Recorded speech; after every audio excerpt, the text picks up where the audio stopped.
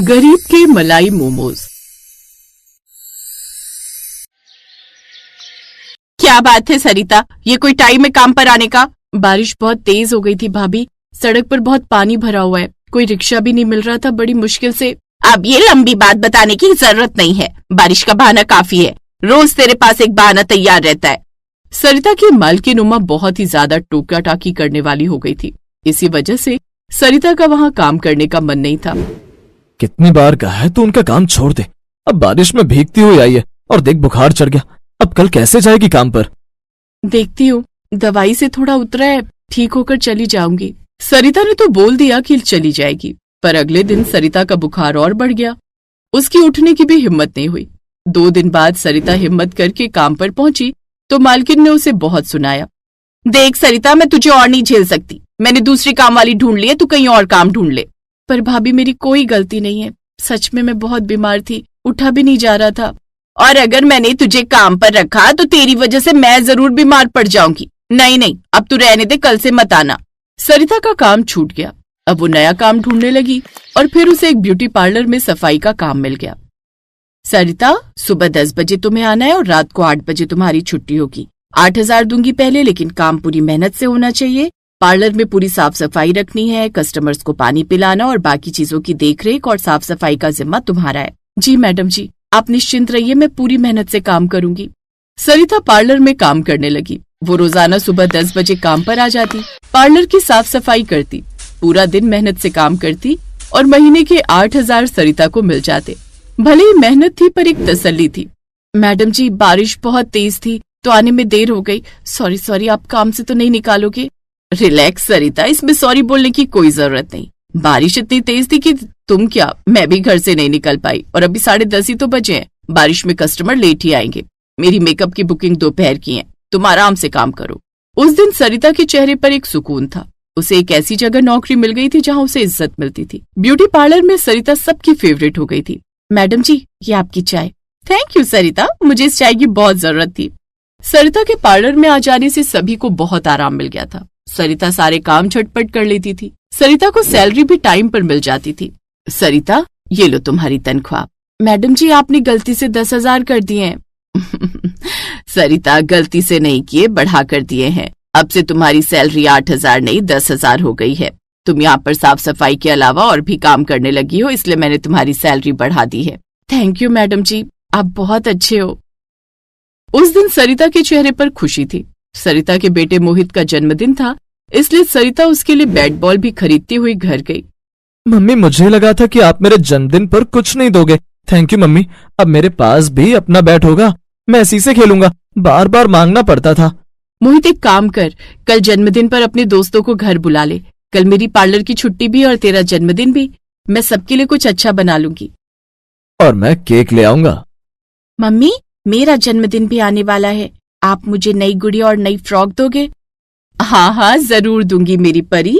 रेखा के पास नौकरी करने से सरिता को कभी पैसों की दिक्कत नहीं होती थी। सरिता जरूरत पड़ने पर कभी भी रेखा से पैसे मांग लेती थी।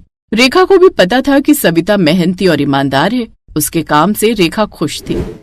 सरिता, आज मेरी बेटी सोनल का बर्थडे है, पार्लर दोपहर में क्लोज कर दूंगी, तुम मेरे साथ घर ही चल लेना, घर पर तुम्हारी थोड़ी हेल्प मिल जाएगी। सोनल के कॉलेज के सभी दोस्त पार्टी के लिए घर पर आ रहे हैं। ठीक है मैडम जी।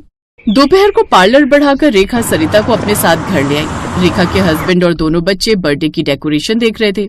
मम्मी, मैंने 20 प्लेट मोमोज ऑर्डर कर दिए। लगता है तुम्हारे फ्रेंड्स को मोमोज कुछ ज्यादा ही पसंद है। हाँ जी, वही तो, मेरे फ्रेंड्स को बस मोमोज मिल जाए, फिर कुछ नहीं चाहिए। स्पेशली बार बार बोला है कि सोनल मोमोज मंगवा लेना। ठीक है, लेकिन बढ़िया जगह से मंगाना। Okay mummy. सब लोग सोनल के जन्मदिन की तैयारियों में लग गए। शाम को सोनल के फ्रेंड्स आने लगे। सरिता उन्हें पानी और कोल्ड ड्रिंक सर्व करने लगी। सब लोग खूब एंजॉय कर रहे थे। कुछ देर बाद सोनम ने अपने मम्मी, डैडी, भाई और सारे फ्रेंड्स और रिश्तेदारों के साथ मिलकर केक काटा। सरिता भी इन सब में शामिल थी। रेखा ने सरिता के बच्चों को भी बुला लिया था। सरिता के बच्चे भी पार्टी को बहुत एंजॉय कर रहे थे। रेखा का नेचर बहुत अच्छा था। उसने सरिता के बच्चों को भी खाने पीने के लिए कुछ मना नहीं किया, पर मोमोज में बहुत मिर्च मसाले थे। सोनल के फ्रेंड्स मोमोज नहीं खा पा रहे थे। सोनल, यार मोमोज बहुत मसाले वाले, हमसे तो नहीं खाए जाएंगे। अब क्या करूँ पापा, मेरे फ्रेंड्स मोमोज नहीं खा पा रहे, बहुत मसाले वाले हैं। रेस्टोरेंट वालों को बोलता हूँ कहाँ से मंगवाए थे? पापा गलती मेरी ही है, मैंने स्पाइसी मोमोज की दुकान से मंगा लिए। अब रेस्टोरेंट वाला बोल रहा है कि हमारे रेस्टोरेंट में स्पाइसी मोमोज ही मिलते हैं। तुमने मंगवा भी तो बहुत सारे लिए, अब इतनी जल्दी दूसरे भी नहीं आएंगे। मैडम जी, अगर आप कहो तो मैं कुछ ऐसा कर सकती हूँ जिससे मोमोज में मिर्चें नहीं लगेंगी। कैसे करोगी बताओ? मैडम जी, इसके लिए मुझे मलाई की जरूरत होगी, मैं मलाई मोमोज बना दूंगी। हमारे पास और कोई तरीका नहीं है। सोनल के फ्रेंड्स मोमोज के लिए वेट कर रहे हैं, सरिता को मलाई मोमोज बनाने देते हैं। ठीक है सरिता, तुम मलाई मोमोज बना लो, मैं तुम्हें मलाई दे देती हूँ। क्रीम भी रखी है फ्रिज में, वो भी लग जाएगी ना? हाँ हाँ मैडम जी, क्रीम भी इस्तेमाल हो जाएगी। पार्टी के लिए जितने भी मोमोज आए थे, सरिता ने उन सभी को मलाईदार क्रीमी मोमोज का रूप दे दिया। सोनल के सारे फ्रेंड्स ने मलाई मोमोज की बहुत तारीफ की। सोनल, ये मोमोज तो बहुत टेस्टी हैं, मलाईदार क्रीमी मोमोज, मजा आ गया खाकर। ऐसे मलाईदार मोमोज तो हमने कभी भी नहीं खाए थे, कहाँ से मंगवाए हैं? पहले वाले मोमोज में तो बहुत मिर्ची थी।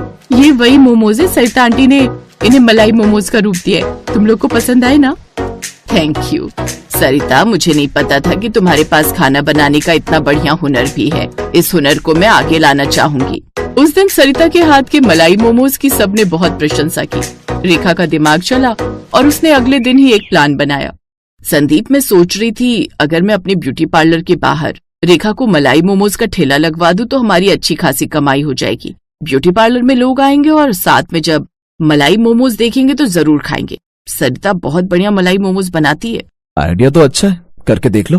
रेखा ने सरिता से इस बारे में बात की। सरिता ने अपने पति को भी इस काम में शामिल किया क्योंकि वो अकेले इस काम को नहीं कर सकती थी। और फिर कुछ दिनों बाद रेखा ने अपने ब्यूटी पार्लर के बाहर सरिता और उसके पति को मलाई मोमोज का ठेला खोल कर दे दिया। अब जो भी ब्यूटी पार्लर में आता तो एक बार सरिता के हाथों के बने हुए मलाई मोमोज जरूर खाता।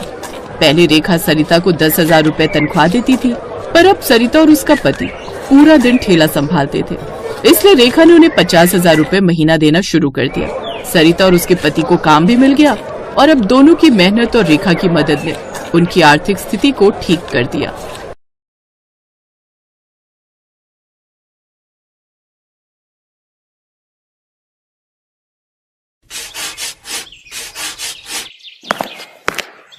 बड़ी जल्दी उठ गया भोला। हाँ माँ, वो काम पे जाना है ना, फिर वहाँ से आने में देरी हो जाती है तो ठेले की सफाई करने का टाइम नहीं मिल पाता है। बस कर भोला, कितनी मेहनत करेगा रे तू। दिन भर मजदूरी करता है और फिर शाम को मोमोज बेचता है। अगर तू बीमार पड़ गया तो? अरे कुछ नहीं होगा मुझे, मैं ढेर सारे पैसे कमाऊंगा ताकि सबसे पहले आपका अच्छे से इलाज करा सकूं और फिर आपको हवाई जहाज में ले जाऊंगा काशी घुमाने। हाँ। अरे हवाई जहाज तो रहने ही दे, कहीं ऐसा ना हो कि हवाई जहाज में उड़ते हुए मेरे प्राण पखेरु ही उड़ जाए। अरे शुभ शुभ बोलो माँ, आपको मुझ पर भरोसा नहीं है क्या? तेरे सिवा इस दुनिया में मेरा है ही कौन? तुझ पर भरोसा नहीं करूंगी तो किस पर करूं? तेरे बाबा तो पहले ही चले गए। भगवान करे कि वो मुझे भी उठा ले ताकि तुझ पर जिम्मेदारियों का बोझ कुछ कम हो। माँ ऐसी बातें मत किया करो। ये कहानी है भोला की, जो एक छोटे से गांव में अपनी माँ सरिता के साथ रहता था। भोला अपनी माँ से बहुत प्यार करता था और उनका बहुत ख्याल रखता। माँ ठेला धो दिया मैंने, जाओ आप नहा लो, मैं झट से खाना बनाता हूँ। नहीं जा, तू नहा ले, मैं बनाती हूँ आज खाना। ना ना ना, डॉक्टर ने आपको काम करने से मना किया था ना। भोला को अपनी माँ की बहुत फिक्र थी। वो पैसे भी कमाता और घर के काम भी करता। दिन भर वो बेचारा ट्रकों में भारी भरकम बोरे चढ़ाता था और फिर शाम को आकर मोमोज बनाता और उन्हें बेचने निकल जाता। माँ मैं जा रहा हूँ, आज रविवार है तो बहुत भीड़ रहती है बाजार में और पता है रविवार को कमाई भी अच्छी होती है। ठीक है, मगर जल्दी आ जाना। भोले भंडारी से प्रार्थना करो कि सारे मोमोज जल्दी बिक जाएं, तो जल्दी आ जाऊंगा। भोला ने अपना ठेला उठाया और बाजार की तरफ चल दिया। फिर बाजार पहुंचकर भोला ने अपना ठेला जमाया, तभी उसके ठेले पर एक आदमी आया। भाई मोमोज तैयार है क्या? हाँ जी सर, बिल्कुल तैयार है, गर्मा गर्म मोमोज। ठीक है, एक प्लेट लगा दो और सुनो चटनी एकदम तीखी रखना। जी बिल्कुल, एक बार खाकर तो देखिए। जैसे उस आदमी ने पहला मोमो चटनी के साथ लगाकर खाया। अरे यार, तुम्हें कहा था कि चटनी फुल तीखी रखना। चटनी तो मैंने तीखी रखी है। अरे ऐसे तुम तीखी कहते हो? अरे ऐसे तो मेरा 5 साल का बच्चा ऐसे ही पी जाए। अगर तीखी चटनी नहीं है तो बंद कर दो अपना ये ठेला। वो आदमी बचे हुए मोमोज वहीं कूड़ेदान में फेंक कर चला गया। इस बात से बेचारा भोला बहुत दुखी हुआ। थोड़ी देर बाद एक औरत उसके पास आई। भैया एक प्लेट मोमोज लगा दो और भैया चटनी फुल तीखी रखना, ठीक है? जी मैडम।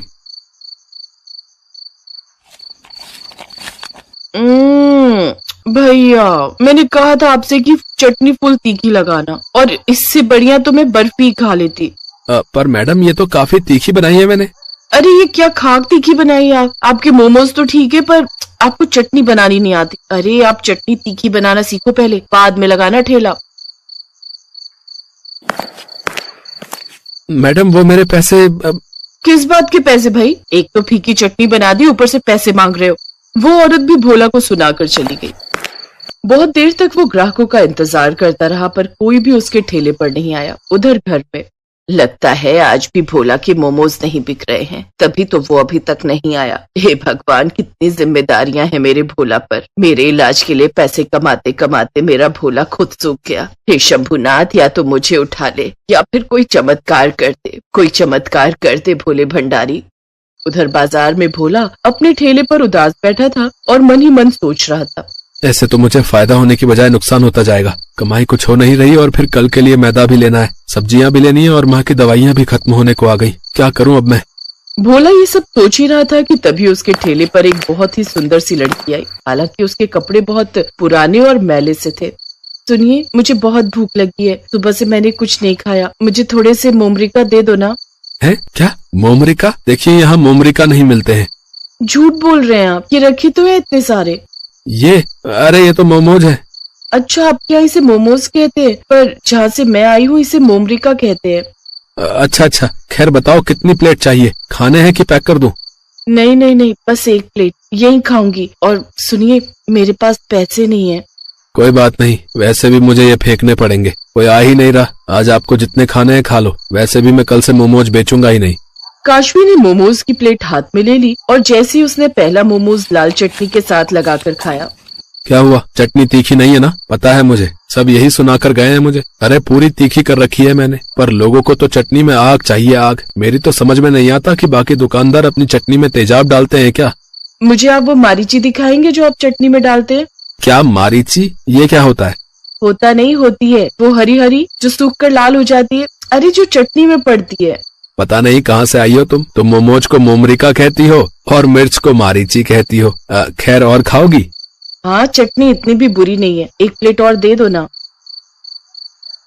काशवी भूखी थी, इसी वजह से वो देखते ही देखते 3-4 प्लेटें मोमोज खा गई। फिर काफी देर बाद, तुम्हें जाना नहीं? अरे अपने घर जाओ। मेरा कोई घर नहीं है, मुझे मेरा घर छोड़ना पड़ा। यहाँ मेरा कोई घर नहीं है। मैं कुछ समझा नहीं। दरअसल तू जा मेरी बच्ची, हम सब मिलकर भी तुझे बचा नहीं पाएंगे। और माँ, अगर मैं एक बार परिलोक से बाहर चली गई तो मैं कभी वापस नहीं आ पाऊंगी। मैं जानती हूँ मेरी बच्ची, पर अगर तू नहीं गई तो वो शैतान तुझे जबरदस्ती अपने साथ ले जाएगा और तुझ पर जुल्म करेगा। तू एक काम कर, तू धरती पर चली जा, वहां तुझे कोई ना कोई अच्छा इंसान जरूर मिल जाएगा। जा मेरी बच्ची, चली जा यहाँ से। क्या तुम एक परी हो? हाँ, धीरे बोलो, पर अब मेरे पास मेरी जादुई शक्तियाँ नहीं है, इसलिए मैं तुम्हारी कोई इच्छा पूरी नहीं कर सकती। मेरी कोई इच्छा नहीं है, मैं एक परी से मिला, यही बड़ी बात है मेरे लिए। अगर मैं तुम्हारी कोई भी मदद कर सकता हूँ तो मुझे बताओ।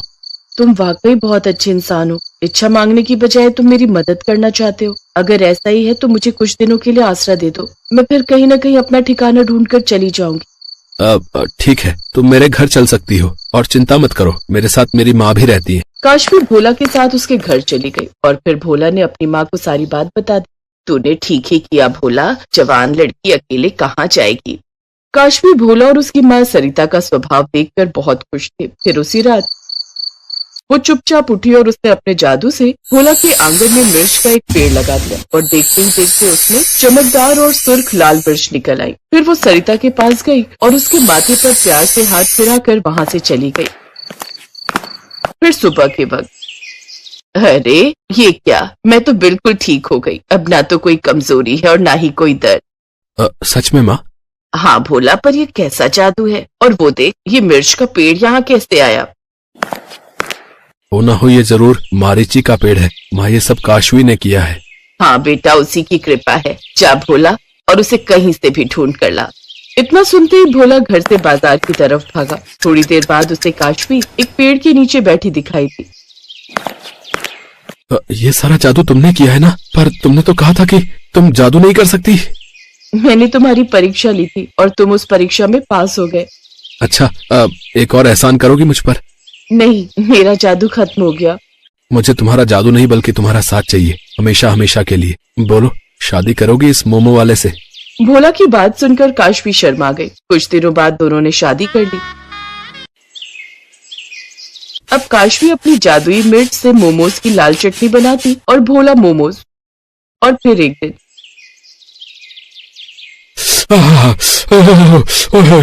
अरे भाई, मजा आ गया भाई। क्या तीखी लाल चटनी है। वाह वाह वाह। हाँ भैया, सही कह रहे हो। इससे तीखी चटनी तो मैंने आज तक नहीं खाई। भैया एक काम करो, 3 प्लेट पैक भी कर दो। काशवी की मारीची से बनी लाल चटनी की वजह से भोला की दुकान चल पड़ी थी और भोला के रूप में काशवी को भी एक अच्छा जीवन साथी मिल गया था।